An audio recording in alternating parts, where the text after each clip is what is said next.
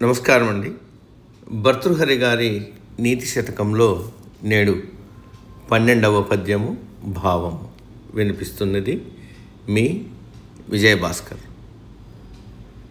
పరిగత పరమార్థాన్ పండితాన్ మావమంస్తాః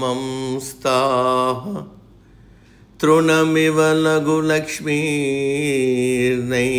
తాన్ సంవృణద్ధి అభినవమదరేఖా శ్యామగండస్థలానాం న భవతి బిసత్సంతుర్వారణం వారణానాం.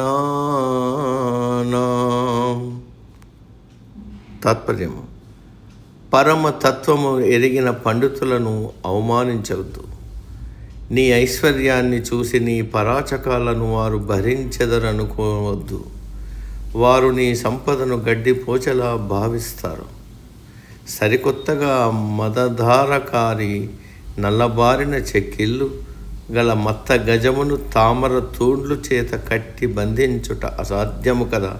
అనగా ధనగర్వము చేత పండితులను దాసులుగా చేసుకొనుట సాధ్యము కాదు అని భావం. సమాప్తం.